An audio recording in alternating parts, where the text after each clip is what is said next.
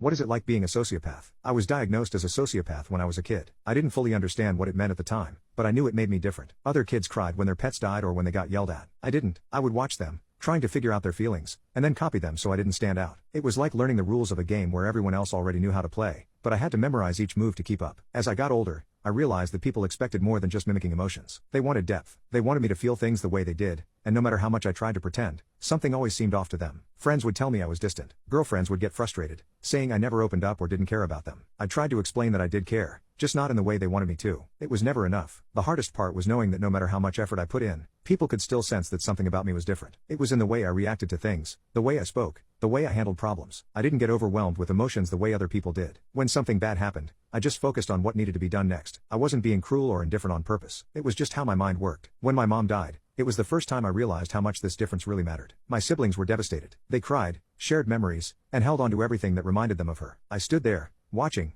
waiting for that same wave of grief to hit me. It never did. I knew I should feel something, but all I could think about was how long the funeral was going to take and what needed to be done afterward. I went through the motions, just like I had my whole life. I hugged my family, said the right words, even forced my face into something that looked like sadness when people talked to me. But my siblings noticed. At first, they just gave me space, assuming I handled it differently. Then they started asking questions. One day, my brother pulled me aside and asked why I wasn't talking about her. He wanted to know if I was in shock or just trying to hold it in. I told him the truth. I wasn't sad. I wasn't numb or suppressing anything. I just didn't feel it. The look on his face was something I had seen before. People gave me the same look when they realized I wasn't what they expected. He was disgusted, maybe even angry. He told me that she was our mother, that she had loved me, and that he didn't understand how I could be so emotionless. After that, things changed. My siblings stopped including me in their grief, stopped reaching out as much. I think they were waiting for something to hit me, some moment where I would finally break down and prove that I actually cared. That moment never came. A few weeks later, my brother called and told me it might be best if we took some space. He said it like he was giving me time to process everything, but I knew what he really meant. I didn't fit into the version of grief they were experiencing, and they couldn't handle it. So I let them go. I stopped calling. They stopped reaching out. It wasn't a dramatic falling out. It was just an unspoken understanding that I wasn't what they needed in a sibling,